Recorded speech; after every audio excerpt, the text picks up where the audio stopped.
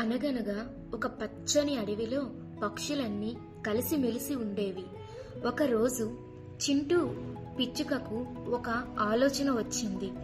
అడవిలో పక్షులు, జంతువుల కోసం ఒక స్వీట్ షాప్ పెట్టాలని అనుకుంది. అమ్మయ్య, నా చింటూ స్వీట్ షాప్ సిద్ధమైపోయింది. తేనెతో చేసిన లడ్డూలు, పండ్ల రసంతో చేసిన జున్ను. అబ్బో, మన అడవి జంతువులన్నీ వీటిని ఎంతో ఇష్టంగా తింటాయి.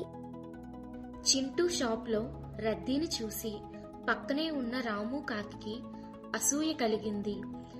తాను కూడా ఒక షాపు పెట్టి అందరినీ తన వైపు తిప్పుకోవాలనుకుంది. ఈ పిచ్చిక సీక్రెట్ని అందరికీ మొహం మొత్తుతుంది. అందుకే నేను వేడి వేడి సమోసాలు, కారం కారం బజ్జీలతో రాము సమోసా పాయింట్ తెరుస్తున్నాను. ఇక చూడండి నా హవా. రోజులు గడుస్తున్నాయి. చింటూ తన స్వీట్లను ఎంతో శుభ్రంగా, నాణ్యమైన తేనె మరియు స్వచ్ఛమైన పండ్లతో తయారు చేసేది. కానీ రాము కాకి మాత్రం తక్కువ ఖర్చుతో ఎక్కువ లాభం పొందాలని చూసేది.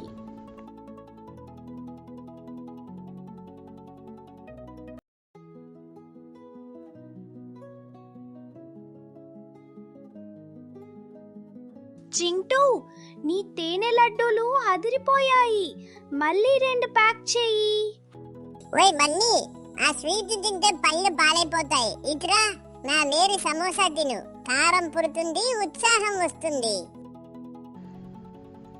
లాభం కోసం రాము కాకి కుళ్ళిపోయిన బంగాళదుంపలు, పాత నూనెను వాడటం మొదలుపెట్టింది. షాప్ చుట్టూ ఈగలు తిరుగుతున్నాయి. ఒకరోజు అడవి పెద్ద గజరాజు ఏనుగు రాము షాపుకు వచ్చింది. రాము, నీ సమోసాల నుండి ఒక రకమైన వాసన వస్తోంది. నూనె కూడా నల్లగా ఉంది. ఇది ఆరోగ్యానికి మంచిది కాదు. అంబే, అదేం లేదు గజరాజు గారు. ఇది స్పెషల్ మసాలా వాసన. కావాలంటే తిని చూడండి. రాము మాటలు నమ్మి సమోసాలు తిన్న జంతువులన్నీ మరుసటి రోజు నుండి కడుపు నొప్పితో బాధపడ్డాయి. అమ్మో, రాము సమోసాలు తిన్నప్పటి నుండి కడుపులో గడబిడగా ఉంది. ఆ కాకి మనల్ని మోసం చేసింది. విషయం తెలుసుకున్న చింటూ అసలు ఆలస్యం చేయకుండా తన దగ్గర ఉన్న పండ్లతో ఒక రసాన్ని తయారు చేసింది. అందరికీ ఆ పండ్ల రసాన్ని ఇచ్చింది. అన్నీ ఇది తాగండి. ఇది మీ కడుపు నొప్పిని తగ్గిస్తుంది. రాము అన్న చేసిన తప్పుకు నేను క్షమాపణలు కోరుతున్నాను. జంతువులన్నీ కోలుకున్నాయి. రాము కాకికి తన తప్పు తెలిసొచ్చింది. అందరూ రాముని అడవి నుండి వెలివేయాలని అనుకున్నారు. కానీ చింటూ మాత్రం అడ్డుపడింది. వద్దు మిత్రులారా, రామన్నకు తప్పు తెలిసొచ్చింది. మనమందరం కలిసి ఈ షాపును నడుపుదాం. నేను స్వీట్లు చేస్తాను. రాము అన్న నాణ్యమైన పదార్థాలతో హాట్ చేస్తాడు. క్షమించి చింటూ, అసూయతో బుద్ధి గడ్డికిని ఇలా చేశాను. ఇకపై నిజాయితీగా ఉంటాను.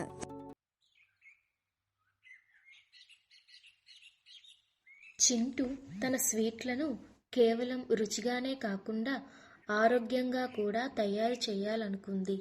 అందుకే ప్రతిరోజు ఉదయాన్నే లేచి తాజా పూల తేనెను, అడవిలో దొరికే స్వచ్ఛమైన బాదం పప్పు, జీడిపప్పులను తెచ్చేది.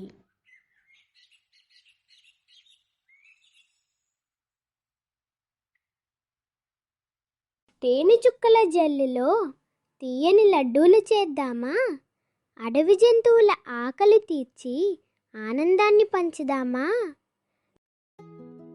రాము కాకి తన షాప్ దగ్గర దిగులుగా కూర్చొని ఉంది. కస్టమర్లందరూ చింటూ షాప్ దగ్గర ఉండటం చూసి తట్టుకోలేకపోతుంది. ఈ చిన్న పిచ్చికకి ఇంత ప్రైజ్ ఏంటి? దీని స్వీట్ ఏమో తెల్లగా, మా సమోసాలేమో నల్లగా ఉన్నాయని అందరూ ఎడపాలు చేస్తున్నారు. ఆ బన్నీ కుందేలుకి మా సమోసాలో కారం ఎక్కువైందని మొన్న అరిచింది. ఏదో ఒకటి చేసి చింటూ సీచు పాడైపోయేలా చేయాలి. రాము కాకి ఒక రాత్రి చింటూ ఇంట్లోకి దూరి స్వీట్లు తయారీలో వాడే తేనె డబ్బాలో ఉప్పు కలపాలని ప్లాన్ చేసింది. ఇదిగో ఈ ఉప్పు కలుపుతున్నాను. రేపు జంతువులన్నిటినీ ఛీ ఛీ అంటాయి. అప్పుడు చింటూ పరువు పోతుంది. చింటూ చాలా తెలివైనది. రాత్రిపూట తన ఇంటి చుట్టూ జిగురు రాసి పెట్టింది. రాము కాకి కాలు ఆ జిగురులో చిక్కుకుంది. అమ్మో కాపాడండి, నా కాలు రావడం లేదు. చింటూ ఎవరైనా ఉన్నారా?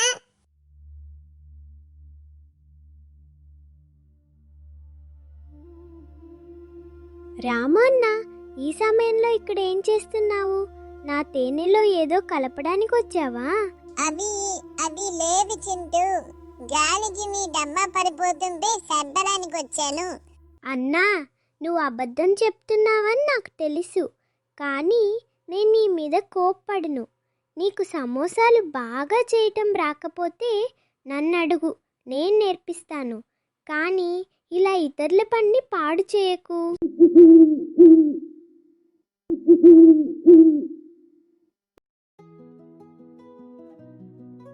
అడవిరాజు కొడుకు పుట్టినరోజు సందర్భంగా ఏదైనా స్పెషల్ కావాలని అడిగాడు.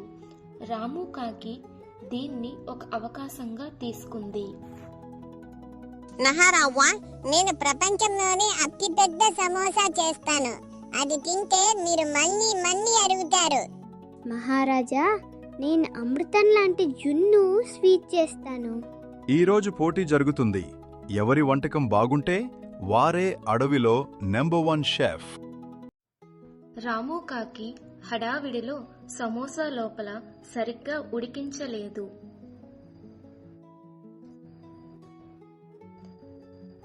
కానీ చింటూ మాత్రం తన స్వీట్లను ప్రేమతో సహనంతో చేసింది.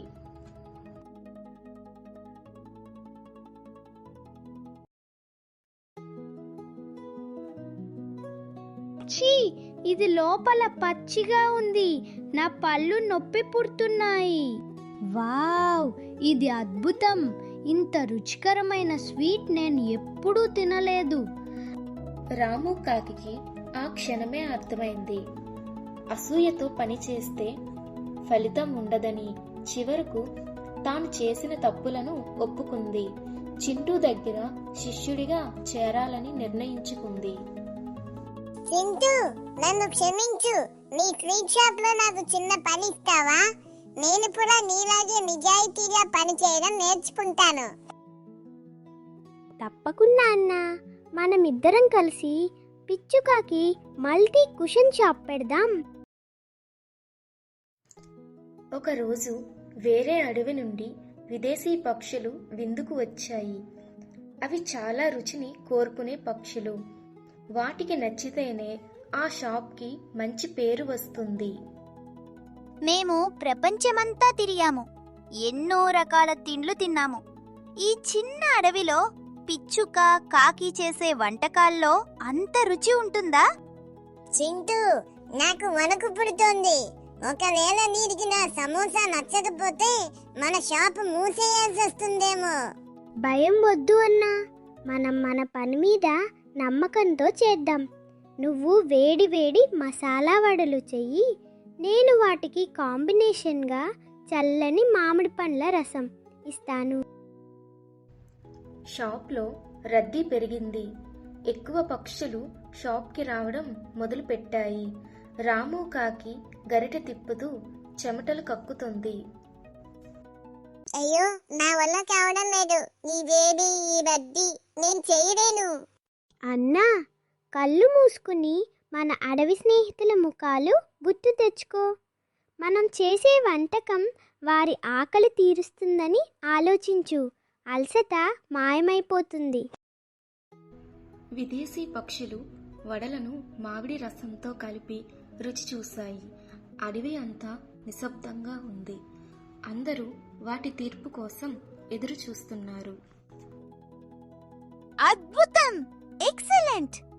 కారంగా ఉండే వడ, తీయగా ఉండే మామిడి రసం, ఇలాంటి కాంబినేషన్ నేను ఎక్కడా చూడలేదు. ఈ అడవి వంటకాలు ప్రపంచంలోనే బెస్ట్.